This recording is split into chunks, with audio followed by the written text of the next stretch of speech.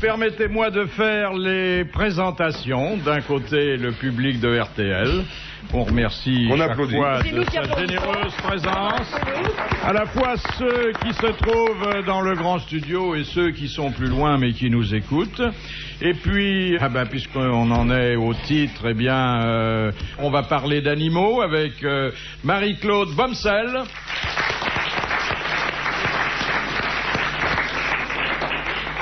Le meilleur disciple de Jean-Pierre Coff, Jean-Pierre Coff lui-même.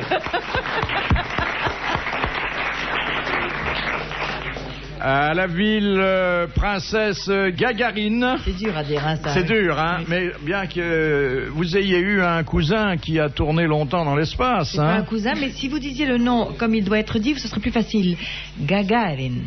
Je reprends. À la ville princesse Gagarine. Bravo. Et pour nous, Macha Merrill. Et puis le roi de l'à peu près, Carlos. Est-ce que, avant que vous posiez une question, je pourrais poser une question à Madame le vétérinaire? Madame la vétérinaire. Ça existe au féminin? Oui, bien sûr, il n'y a qu'à féminiser. Oui, enfin, c'est vous qui le voulez. Mais il n'y a pas d'animaux. Ils sont vieux et moches, non? Oh, mais c'est agréable, je vous remercie beaucoup pour les enfants. Mais ça veut dire qu'elle les tient en bonne santé. Ils sont tristes. J'ai été voir il n'y a pas longtemps, il y avait un cochon très triste. On lui a amené de la morue, c'est devenu un portugais.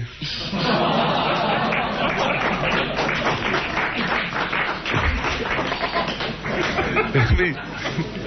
Pardon, monsieur Coff, je sais que on badine avec des choses sérieuses, mais... Non, moi, il y a quelques jours, on s'est pas fâché, parce que je disais que je mettais du pétrus au micro-ondes, mais enfin, il me parle plus depuis, donc on est un peu...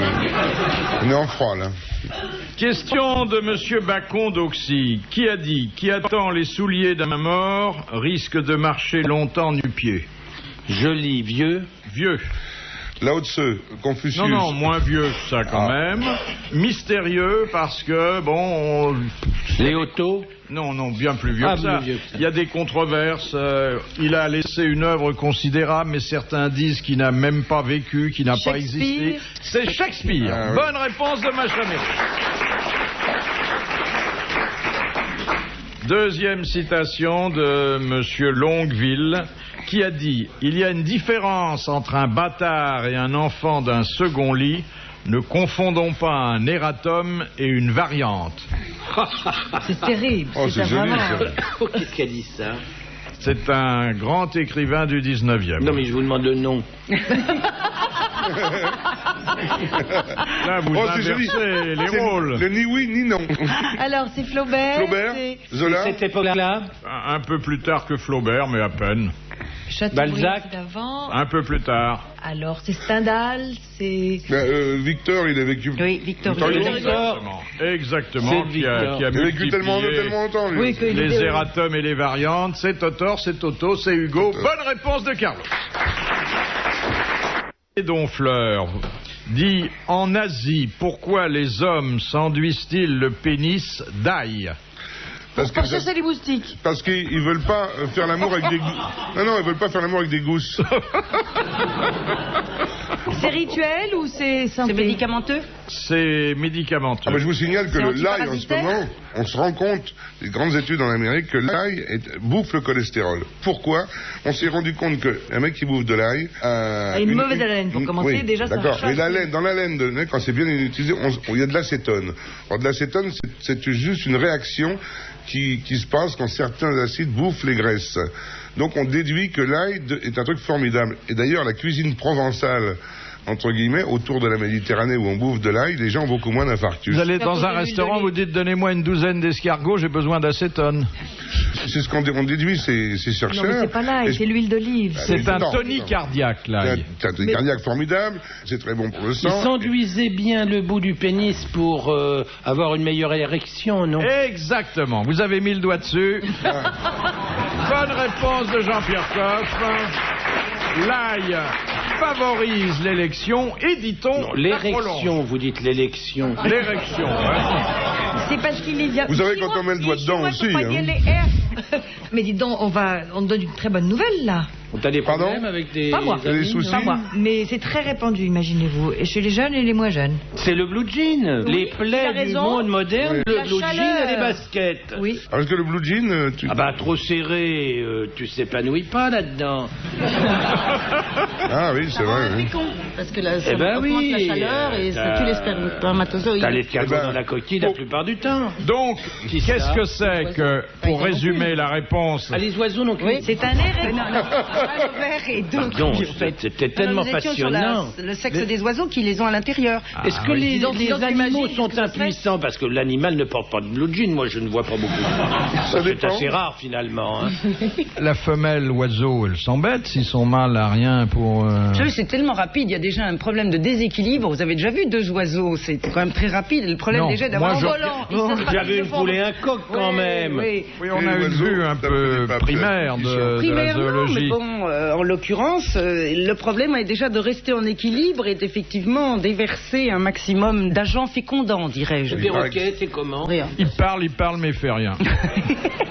Ah, le canard, ça va vite. Hein. De toute façon, le perroquet, Ah, bon, canard, Là, pour c'est- faire des photos, faut armer avant. Hein. Et il paraît qu'en vol, ils se font. Mais oui, aussi. c'est ça. Mais il paraît d'ailleurs que le canard est tellement actif sexuellement qu'il est paralysé des pattes très tôt. C'est vrai? ça fait pas... Oui, oui. Non? Non, c'est très exceptionnel quand même. C'est un canard pris dans le tiroir d'une commode, Oui, ça, vraiment. oui. Je sentais venir le canard dans la commode, donc Mais c'est je n'allais sûr. pas c'est- plus loin. Mais a priori, le bon canard sauvage, il n'est pas paralysé après ça. C'est ça d'ailleurs qu'on appelle le canard laqué, c'est Oui. dans une commode de style. Vous voyez ce que je suis dit. On est bien d'accord, mais les canards, quand, en migration, ils se bourrent la gueule en se posant sur certains arbres. On appelle ça le canard du chêne. Question de... Le monsieur là qui vient de dire ça, c'est Oui. bien celui qui met du vin rouge dans un micro. Du Pétrus. Pétrus, c'est un micro-ondes, oui. Me souvenais même plus. Et si je trouve un grand micro-ondes, il n'y a pas que du Pétrus que je foutrais dedans. Question de Monsieur Pontel. Que devint le pavillon de Landru à Gambais après son exécution? Une auberge. Oui, une auberge. C'est incroyable. Et savez-vous à quelle enseigne est ben. cette auberge? La femme au foyer. Au poil, oui. Alors, il y a du foyer, mais avant, il y a le nom d'un Alors- animal. Le grillon du foyer. Le grillon du foyer. Eh bien, c'est une bonne réponse de Jean-Pierre Coff et de Carlos, et merci aux autres.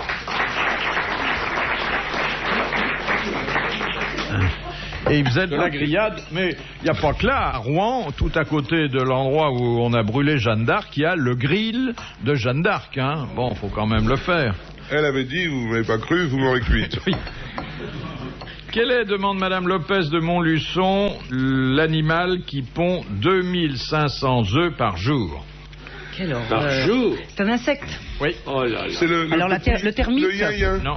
Oh, le trou du yin-yin, dans quel état. le nono, le yin-yin.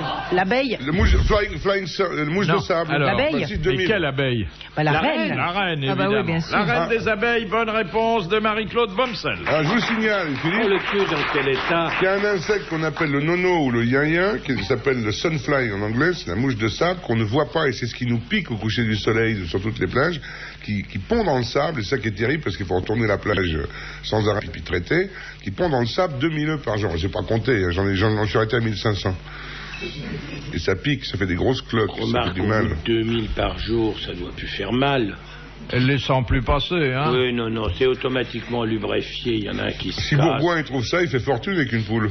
Là, Mais pas tous ces quelle omelette si on la pose parce sur que un pour truc. beaucoup, elles sont inféconds. C'est ça, voilà. Elle a emmagasiné des spermatozoïdes quand elle a eu son vol nuptial avec le bourdon et elle les donne épisodiquement quand il y a besoin d'animaux sexués. Le vol nuptial, c'est sa seule saillie. Oui, vous savez, D'ailleurs, le elle a une bourdon. très C'est pour ça jolie qu'elle chanson. se réjouit beaucoup avant, mais après... Elle C'est pas chante- le seul d'ailleurs. Il y a d'autres insectes dans ce cas-là. Les fourmis, enfin tous les insectes sociaux, pour beaucoup. Plein d'enfants dans la chanson de Saïd. Que la Cauve, quelle île fut découverte par un Portugais, annexée par la Hollande, reprise par la Compagnie des Indes orientales, puis louée à la couronne britannique? Goa. Non. C'est près des États-Unis? C'est près de l'Amérique? Oh, c'est loin de tout, madame. Le premier bureau de tabac doit être à 2000 km. C'est Fidji. Ben, c'est là où ils ont mis Napoléon. Oui. Sainte-Hélène. Sainte-Hélène. C'est Sainte-Hélène. Bonne réponse de Carlos et de Jean-Pierre Coff. Et je sais que vous avez été visiter Sainte-Hélène, Philippe. C'est un des rares hommes au monde que je connaisse qui a été visité. Parce qu'il faut se le faire, hein, c'est loin. Un rocher sans rien, hein, c'est terrible. Il paraît qu'il n'y a pas. Ah, c'est loin, c'est au large de l'Afrique. C'est pas gai du tout. Et voilà, quand on. Moi, je ne le mets pas au micro-ondes, moi, je ne le fous pas sur la moquette non plus.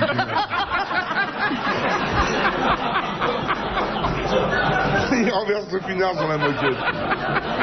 C'est un truc, après il lappe. Rue de Lappe. Il rigole, rien de ça. On est là pour les faire rire, non? Oui, mais pas avec des vulgarités pareilles. Pas ce moment qui renverse le pinard, hein.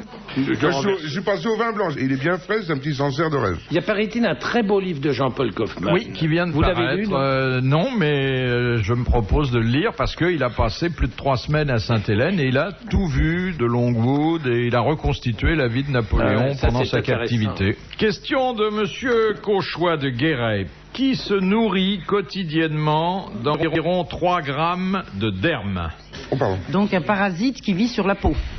Le morpion? Non. Je sais que c'est l'animal qui vous est le plus attaché, mais c'est pas... Oh, j'en ai eu, comme tout le monde. C'est que celui qui n'en a pas eu lève la main, bien sûr, j'en ai eu. Et vous savez comment ça s'enlève? Vous faites venir une femme en robe du soir avec de longs gants gris. Oui, vous l'avez enlevé de la bouche.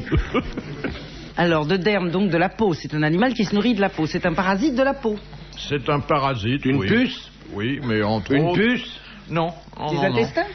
Il peut être à l'intérieur des intestins aussi? Non, généralement, enfin, il est à l'extérieur, il y en a énormément. Bah, c'est des asticots? Non. Il n'y a pas d'ailleurs très longtemps qu'on le connaît, qu'on l'a étudié. Les microbes, c'est les amibes, c'est je sais pas quoi. Non, il provoque Thermique. quelquefois des allergies.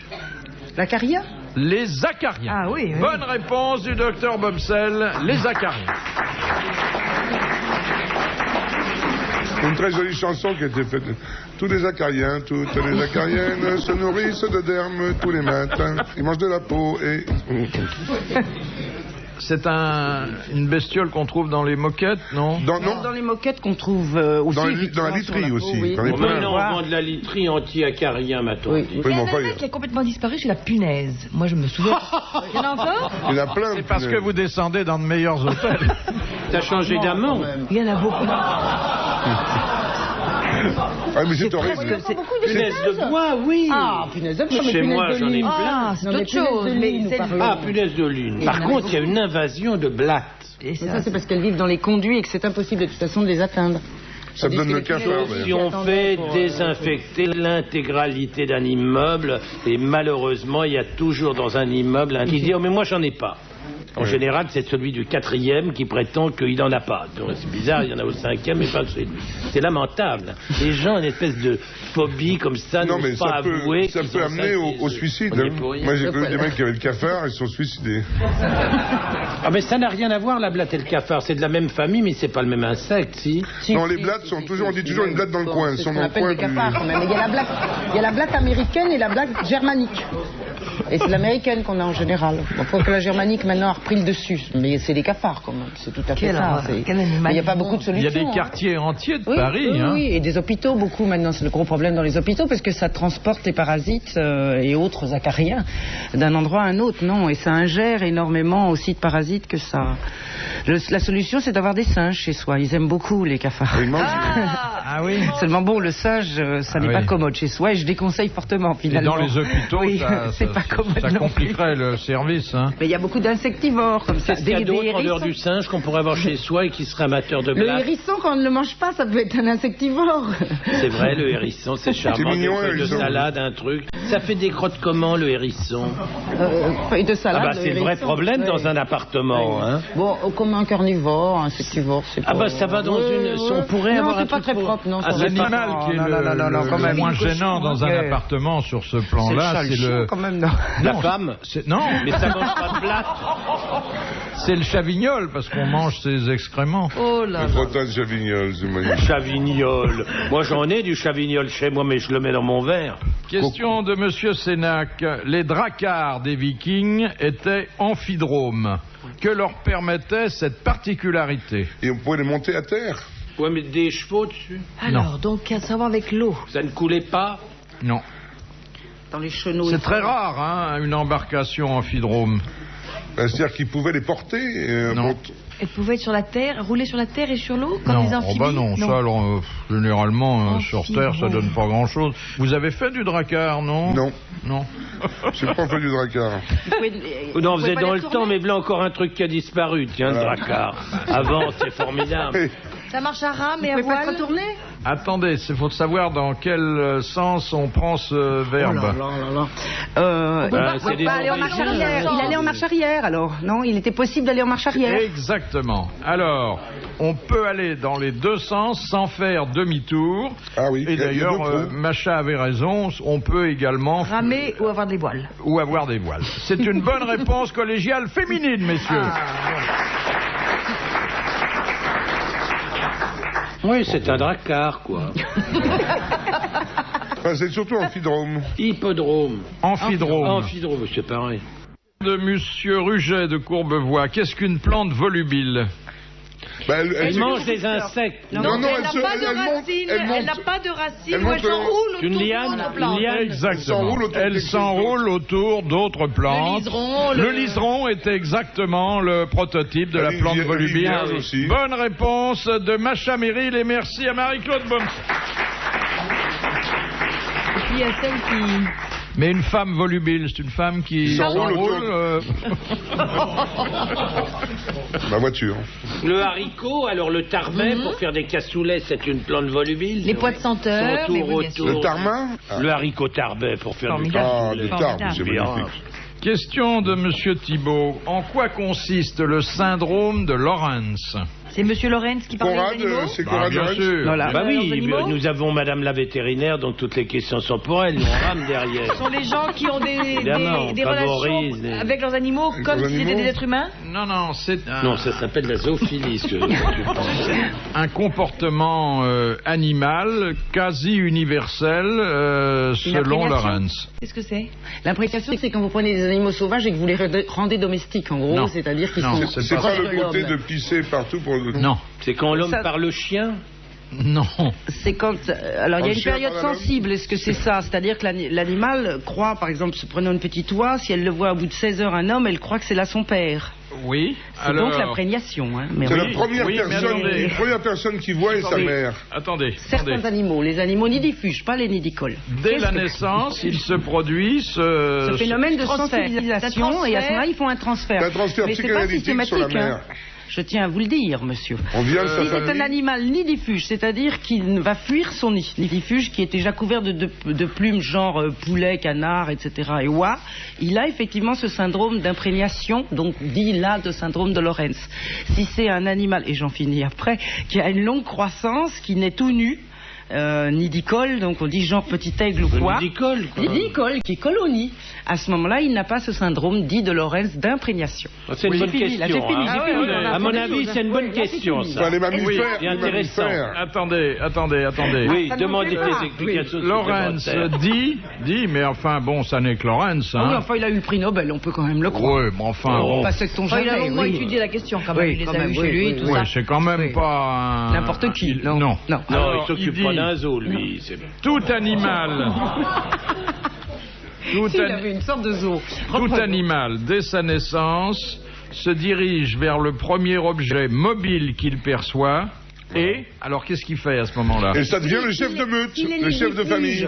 Prenons un petit canard, oui, il va se diriger vers... on peut prendre n'importe quoi, une silhouette de dinosaure, même il va être attaché à la silhouette de dinosaure. Et il voit. Donc c'est ça, c'est le système d'imprégnation, effectivement. Et donc de cette silhouette de dinosaure, à condition qu'elle soit mobile... Voilà. Bien sûr, son géniteur. Il en fait son parent. Ses parents. Oui. Sa parent, bien sûr, mais si c'est mobile, si c'est un nidifuge, si c'est un nidicole. Si c'est un nidicole et qu'il a les yeux fermés, il ne peut pas être imprégné. Le nidicole à l'œil fermé ne peut pas avoir un objet mobile. Non. Ça, c'est bien certain. Il a l'œil fermé, il ne voit rien, là. Il bougeait pendant 2 heures, même avec votre main, vous pouvez faire comme ça. Une puce vient de naître, Carlos passe, elle dit papa. Voilà. Ah non, mais non, la puce, elle est nicole. Elle est spéciale. Oui, elle est Un petit spéciale, elle canard. a l'œil fermé, la puce. Un petit canard naît, Ce j'en ai syndrome plein a chez été moi. fait sur des oies qui sont typiquement des animaux nidifuges, qui sortent. Ils Ils sont là tout couverts. c'est Eh oui, sûr. hein, avec ce C'était tout une couvert bonne de duvet, réponse ils de partent Marie-Claude Bah oui, Bonnezel. ça, c'est sûr que c'est une bonne réponse. C'est des animaux domestiques. C'est une réponse un peu technique, mais c'est une réponse quand même. Un petit cochon, tu t'en occupes tout petit. dès qu'il vient de Attention, naître, hein, ne tu t'embarque deviens- pas dans le cochon à dire des conneries. viens de Tu sa- m'auras comme Tu sur viens le de sa bas. famille d'ailleurs. Depuis qu'il est Je te né. demande de te souvenir que tu es de mes membres. Oui, monsieur. Hein? D'abord, Je tu sais. devrais m'appeler président ici. Je vous appelle Je président. suis président de la confrérie du fromage de tête. Oui, Vous le je- savez, notre ami Carlos est un de nos membres, un des membres de ma Et confrérie. explique ce que c'est que le grillon. Alors, Non, ça n'a rien à voir. Vous savez, le grillon charentais, c'est une sorte connaissais pas. de rillette admirable avec des morceaux un peu gros dedans, mais fondus, très moelleux, C'est bon. qui se tartinent un peu comme ça. Alors il me l'a envoyé, Jean-Pierre, c'était arrivé cassé, dans une très jolie truc en faïence. Et moi je me suis jeté dessus, c'était brisé complètement, je me suis tapé 2 morceaux de faïence sur ma tartine. Et t'as rien vu, toi, c'est ça? Si, j'ai senti qu'il y avait de la faïence, j'ai un peu craché, mais j'ai mangé le reste, hein, c'était bon. Vous voyez, si vous étiez de mes membres, vous auriez reçu, pour Noël ou dans le courant du mois de janvier, une très jolie terrine. J'en ai reçu. Vous en avez... Oui, mais ça, c'est autre chose. Ce n'est pas Non, en mais- qualité de membre de la confrérie, c'est à titre Il a amical. peur parce qu'il sait plus quel membre t'as choisi maintenant. J'ai choisi le tien parce que tu es le plus gros de la Je confrérie. te remercie, Jean-Pierre. J'aurais jamais dû prendre ma douche devant toi hier soir. De Madame Gentil, quelle superstition a pour origine le dernier repas du Christ avec ses apôtres? Très à table. Très à table. Bonne réponse Non, de Jean-Pierre Coff. Il y a un humoriste qui a dit que cette superstition était née du fait que souvent les maîtresses de maison n'avaient que 12 couverts. Ah ben c'est vrai aussi ça. Non, parce que dans le temps, les services de table, ils étaient par 24. Il y avait toujours 24 grandes assiettes, 12 assiettes potage et 24 assiettes. Mais c'est surtout Il y avait 12 l'argenterie, couverts, 12 enfin, qu'on couverts. achète pas. Les Les ménagères sont par 12. C'est vrai qu'il y a un type qui a fait une cassette, et c'est lui qui a fait toutes les cassettes où il y a un feu de bois, il y a un aquarium d'eau de mer, un aquarium d'eau douce. Tu t'emmerdes chez toi, t'es petitement logé, tu mets une cassette dans la télé, tac, t'as un feu de bois qui crépite pendant 2 heures. Une cassette de cul aussi, il a fait, il y a juste un cul pendant 2 heures. Et il a trouvé le 14e à table. C'est-à-dire qu'il y a un mec qui bouffe pendant 2 heures, tu mets la télé au bout de la table, il y a un mec qui bouffe, donc t'es plus 13. Les mecs sont superstitieux. Vous êtes superstitieux, Ça marche, vous, ton Philippe? truc. Hein. Pas du tout. Mais il faut se méfier parce que généralement, vos invités le Il y en a sont. qui se lèvent, ah oui, oui. Ah oui. Non, mais si on le dit pas, personne ne compte, j'ai remarqué. Ah. Moi, je suis pas Non, il y a superstitieux, toujours ça porte pas de malheur. chaises, les emplacements, une femme, un homme, et là il y a toujours un trou. Non, non, non. Il y avait un très beau truc qu'avait fait la caméra invisible à l'époque, où il y avait 13 mafieux qui bouffaient dans le restaurant. Ils prenaient un gars dans la rue en disant « Vous voulez pas, monsieur, on est 13 à table ». Et brutalement, ce type arrivait, était charmant. Et était là, il entendait parler de meurtre, de trucs horribles, et tout d'un coup, tout le monde s'entendait parler, mais lui, il va parler. Non, non, je vous jure, je l'ai entendu. T'as pas vu ça? C'était la caméra invisible de la grande époque, c'était super. Mais il n'y a pas que ça, il y a les chapeaux, il y a le sel. Le sel. Ah, moi, Ah, moi, je ah ne oui. passe jamais le sel. Mais alors, Ça, bon, c'est très comme, antique, ça. à table, c'est quand même la principale conversation. Passe-moi le sel. Mais non, parce que vous emmerdez chez vous probablement, mais sinon... D'ailleurs, on ne devrait pas mettre de sel sur la table, ça devrait être salé convenablement, logiquement. Il faut accepter le plat comme il est, mais de saler par-dessus, ces petits grains de sel qui se marient pas avec les aliments, je n'ai jamais compris cet usage, je serais extrêmement barbare, moi.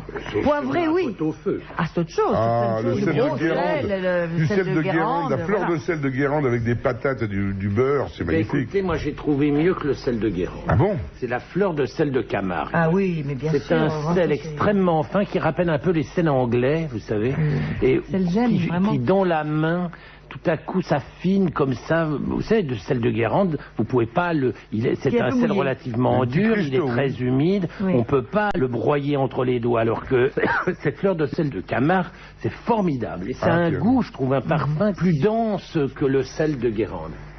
C'est gentil. Monsieur Pardon, que voulut interdire en 1940 William Randolph Hearst, le magnat de la presse américaine? Vous Les luges, Non.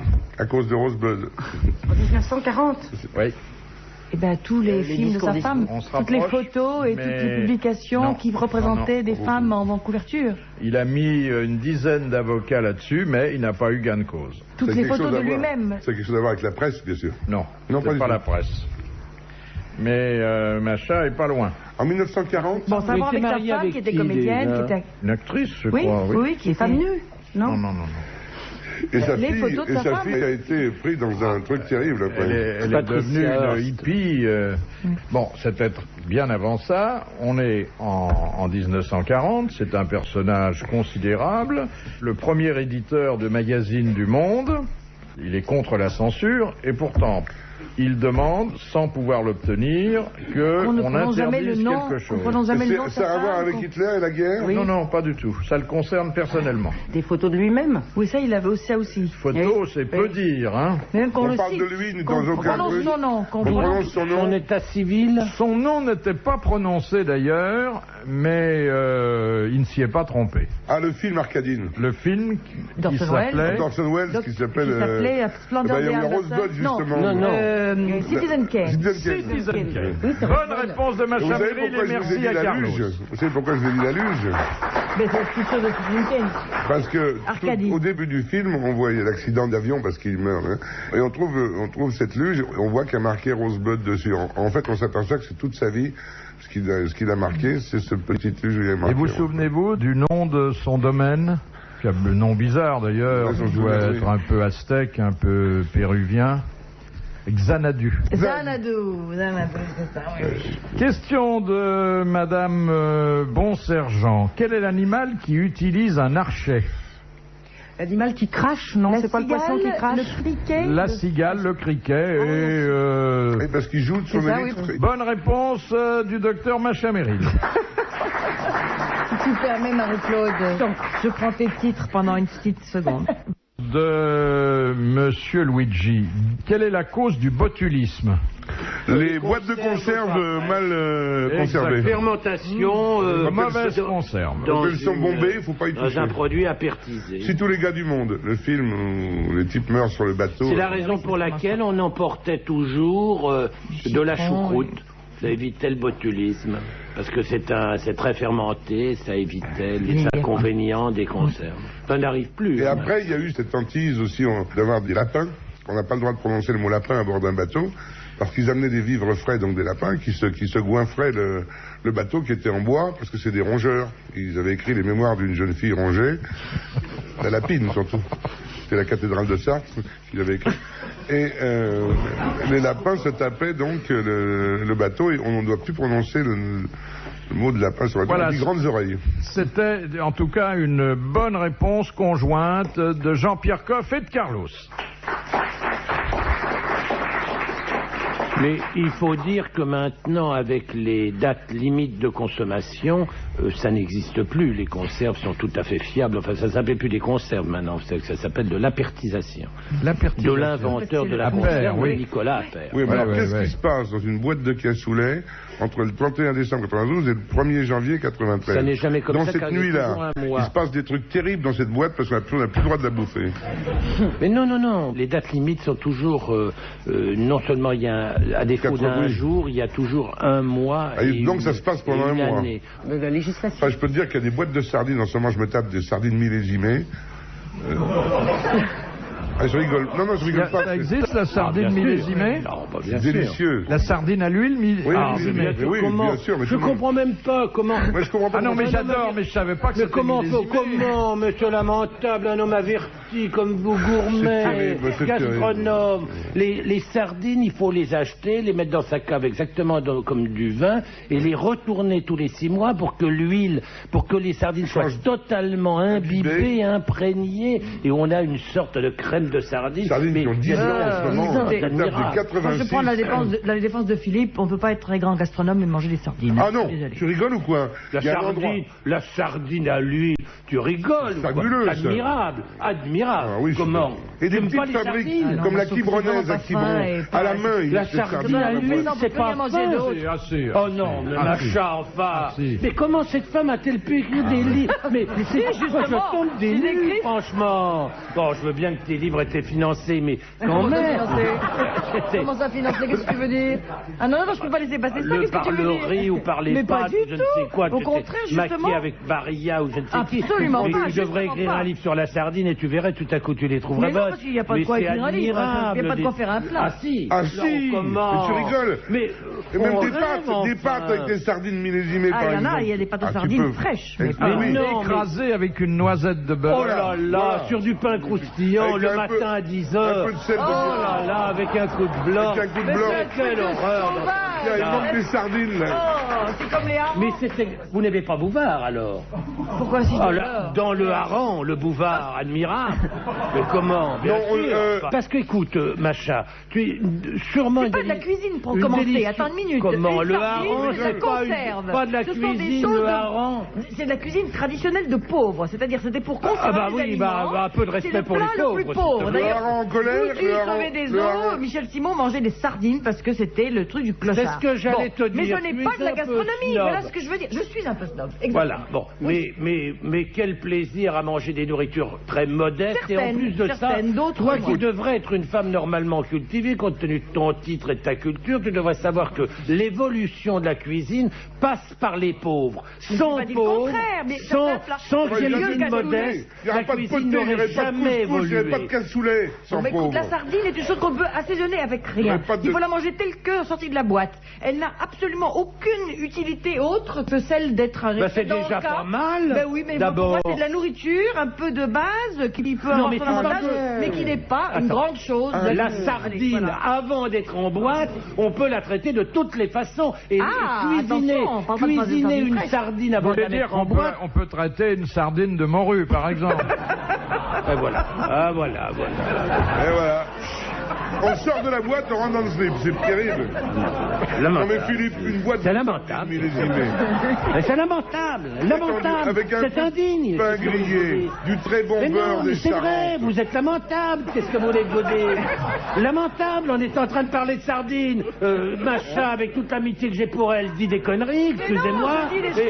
Non, parlez de votre goût, mais soyez gentils. Ne dites pas avec mépris des plats de pauvres. Il faut respecter. Le contraire, ma cuisine est entièrement basée sur les plats simples et les plats populaires. Le borsch, c'est quoi le borsch? Je n'aime que ça, les pâtes, le riz, c'est... Mais non, vous n'aimez pas les sardines, vous n'aimez pas que ça. C'est une conserve, c'est tout. T'as bien fait parler de ça, ça permet de remettre tes pendules à l'heure. Je te remercie et tu te rachètes de tes cochonneries d'il y a quelques jours. S'appelle dans les anciens châteaux forts, à quoi servaient les machicoulis? Pour balancer. Ajouter de l'huile bouillante. Pour balancer sur les sardines. Il y avait des sardines en bas et on jetait l'huile. Bonne réponse de Jean-Pierre Coff. Si on retrouvait des sardines de l'époque. Mais il faut les laisser vieillir combien de temps, les 4, sardines? 5, 6 ans, normalement, c'est pas au-delà de 4 ans, parce qu'il y a une date limite, mais vous pouvez les laisser. C'est la date théoriquement limite, mais en fait, 7 ans, 8 ans, 9 ans, j'en ai 10 ans extraordinaires. Mais genre, faut que ce soit bien, que le cerclage de la boîte soit superbe, soit impeccable, qu'il y ait juste l'huile, qu'il n'y ait pas d'air. Le sertissage. Premièrement, c'est un animal extrêmement carnivore et qui est quand même de tous les poissons, celui qui est la poubelle de la mer. Il attrape tout ce qui... Mais c'est pas vrai. Mais c'est pas vrai, ça. Et c'est quand même pas l'animal... Ça ne vit pas dans les ports, les mulets sont comme ça. Non, pas dans les ports, mais ça mange... Tu jettes un cadavre de chien ou d'âne et il te le bouffe en... Moi, j'ai jamais vu, je vais te dire, emmener des cadavres sur un bateau de pêche et aller foutre ça au milieu de la mer. Ça, je connais pas, ça. Peut-être ça, mais c'est vraiment très rare. Parce que les sardines nourries à l'âne mort, c'est pas courant, crois-moi. Hein? Mais elles mangent bien pire que ça. Elles mangent des choses épouvantables. Mais c'est pas possible, c'est pas vrai ce que tu dis. Quand en pleine mer, s'il te plaît. C'est vrai, ce sont des détritivores. Mais non, alors je vais vous dire, pardon. Non, c'est la moule, elle, qui mange n'importe quoi. Ah, ça, j'en connais. Mais la sardine aussi. J'en connais qui mangent n'importe quoi. Non, mais attendez. Le meilleur plat du monde. Citez les noms même. Ceux qui vont le plus cher au monde. Dans le moule, il y en a, hein. Qu'est-ce qui mange des cadavres? C'est les homards, c'est les langoustes, c'est les tourteaux. Il y a souvent des bagues de naufragés dans les homards. Et les sardines aussi. Ça donne froid dans le dos, hein. Les maquereaux, toutes ces viandes rouges, un peu, des poissons à viande. Qui sont pélagiques, qui sont en surface, au milieu de l'océan. Qu'est-ce que tu veux qu'un âne mort, il reste 2 secondes, il descend. Non, mais c'est sûr que c'est la même. Mais il n'y a pas d'âne mort en pleine mer. Arrêtez de dire des conneries. Il n'y a pas d'âne mort qui monte fond de... C'est pas en pleine mer, c'est ce que Attendez. Les pêcheurs ne sont pas... Mais si, Monsieur Coff, les bateaux ne sont pas des corbillards. Et vous n'avez jamais entendu parler des vagues en dos d'âne? Oui, mais oui. Je suis confondu. Ne font pas tout de suite. On s'en fout. Bouffez de la merde et puis laissez-nous les sardines. Vous savez ce que c'est que de bien fabriquer une sardine? Oui, mais c'est d'abord la faire frire. Mais au service militaire, il y avait des officiers qui en avaient 5 des sardines. Lamentable, lamentable. Alors qu'il reste encore 2 ou 3 conserveurs qui font des sardines convenables dans ce pays, parce que ce que vous ne savez pas, c'est que les sardines, il faut d'abord les faire frire d'abord. Frire. Ensuite, on les fait sécher au soleil. Ensuite, il faut les étêter, les équeuter. Et ensuite, on les range méticuleusement. On ne met pas n'importe quelle huile dans une boîte. Et puis ensuite, on la laisse vieillir et on la retourne. C'est de la cuisine avant d'être de la conserve, la sardine, madame. Pour arriver à un résultat qui est ça assez modeste. avec Voilà ce que je veux dire. Avec Je certaines pense femmes. qu'il y a des choses quand même... Je les laisse vieillir, certaines femmes. Ah et non, puis puis les le retourne, hareng, c'est je ne peux fabuleux. pas supporter que vous disiez du mal du hareng. Le hareng, c'est admirable. Le hareng, c'est autre chose. Le petit hareng frais qui arrive à Ostende, Oh là là là en là. ce moment, avec une bière. Il y a le une hareng frais grande qu'on mange variété comme de ça. harengs, alors que les sardines, il n'y a quand même pas une gamme. J'ai mangé à Bornholm, sur une petite île, des harengs qui arrivaient tout juste Ah oui, oui, d'être c'est bon, pêchés. Ils sont fumés sur de l'aulne, vous savez, ce bois un peu mythique comme ça. Sorti de là, on l'ouvre, on enlève l'arête, on met juste un jaune d'œuf et de la ciboulette dessus. Délicieux. C'est une chose absolument à mourir. Et la grosse sardine Je sais pas fraîche. comment je m'en suis sorti d'ailleurs. Dis-moi, Jean-Pierre, la belle, la sardine fraîche bien grasse, tu enlèves juste l'arête et tu mets juste du gros sel dessus. Oh là là, mon Dieu. Fraîche, cru. À complètement entendre cru. ça, c'est à vous couper l'appétit pour le restant de vos jours. Et puis t'as aussi les anchois et les tout petits maquereaux Ah, en ça, c'est conserve, autre qui sont chose, délicieux, d'ailleurs. tout petits. Moi, ce que j'aime dans les Plus sardines, petit que c'est le Lisette. paille beurre. Vous savez qui est le premier? Moi, je l'ai vu aux États-Unis il y a une quinzaine d'années. C'est Pierre Cardin, qui avait une marque de produits alimentaires. Vous savez, bien avant d'avoir Maxime, il avait une marque Pierre Cardin et il vendait. C'était somptueux. C'était dans des Ça s'appelait boîtes. Sardin à l'époque, Pierre Sardine.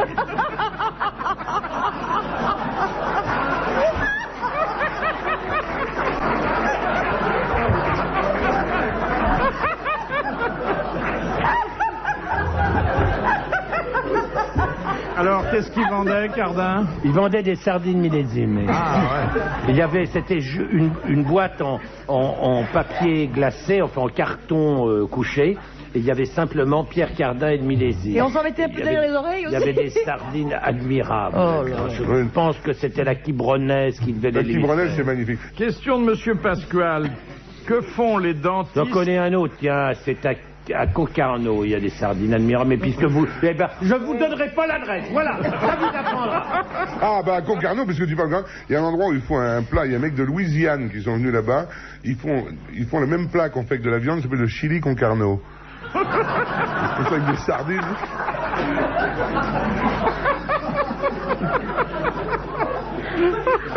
Et ça vous fait rire. Ah oui, Bien, quand même. je redemande. Mais c'est lamentable, franchement. Pardon. C'est pour ça que ça me fait rire.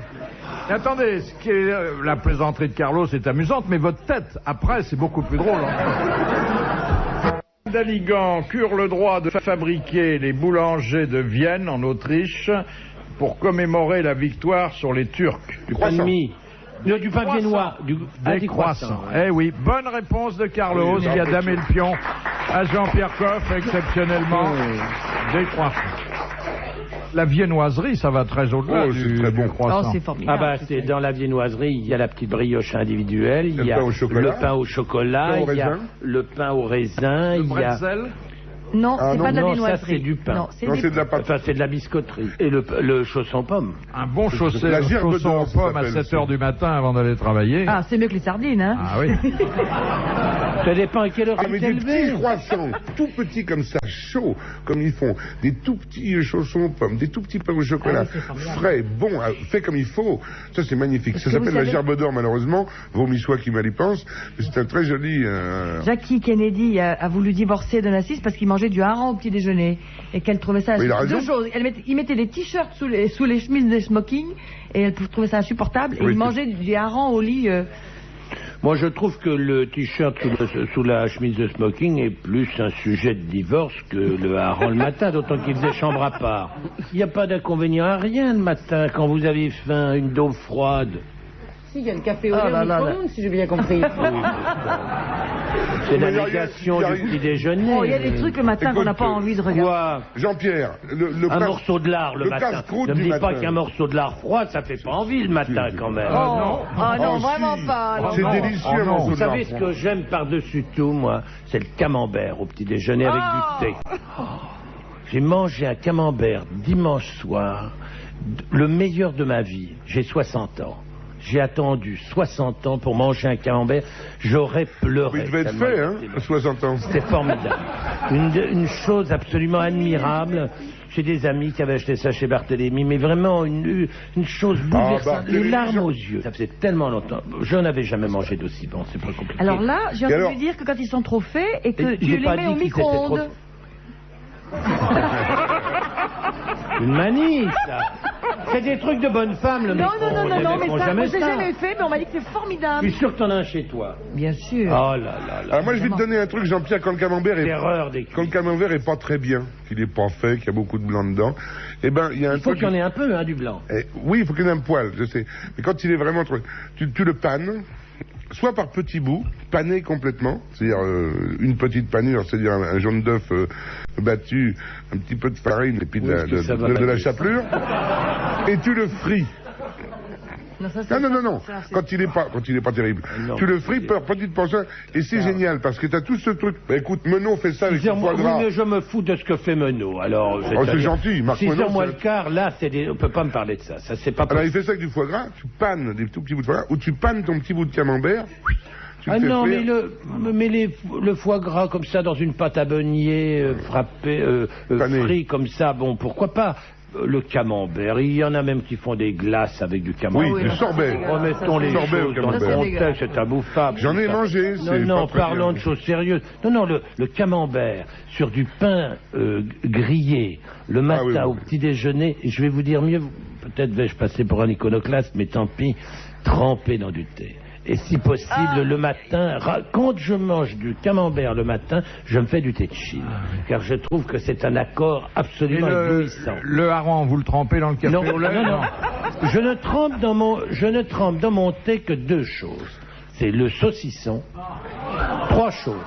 Le saucisson, le brie à Savarin. J'adore ça. Brie à Savarin, bien gras. Ah, c'est bien. Et trempé dans le thé. Je vous demande pardon de le faire, mais je le fais, je le dis parce que... vous trempez plus votre biscuit, c'est fini. Mais je vous l'ai dit, quand on a un bon camembert trempé, qu'est-ce que vous voulez de plus? Et ça vous fait rire, ça, vous amusez. C'est un rire de politesse. Ah bon, d'accord, bon, ça vous me rassurez. Pascal de Paris, que font les dentistes équins? Ils soignent les dents des chevaux. Oui, ils soignent les dents des chevaux. Oui. Bonne réponse de Macha Meryl et de Carlos. Alors, explication de Marie-Claude Bomsel. Je ne sais pas, parce que bon, c'est quand même une spécialité très à part. Ah oui, enfin ils font les chevaux, la famille royale d'Angleterre. Oui, c'est ça, à peu près, parce que... Il y a une spécialité de dentisterie, mais sur toutes les espèces quand même. Pourquoi une... Mais par exemple, on peut faire poser un râtelier à un pur sang, non? Difficilement, non, on le fait sur des chiens maintenant, des chats, parce que les gens aiment beaucoup ça au niveau de compagnie. Leur sourire, vous voyez, c'est surtout pour les parler. Si. Moi, j'ai mon dentiste qui a fait un râtelier humain à son cocker. Et quand il se marre, tu rigoles, c'est fabuleux parce qu'il est babouine et tout, il a 32 dents humaines, magnifiques. Parce qu'on ne doit pas trouver facilement un râtelier de chien, de cocker, ça existe. Il faut le faire, il faut l'endormir, prendre l'empreinte.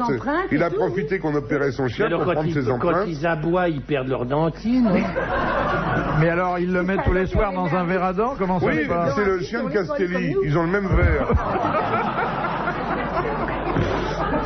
Non, c'est pas vrai, ne me dites pas qu'on met des dentiers au chat et au Pas des dentiers, mais des dents sur le pivot, oui, beaucoup maintenant. Et puis non, c'est bouillon de culture, les dents sur le pivot.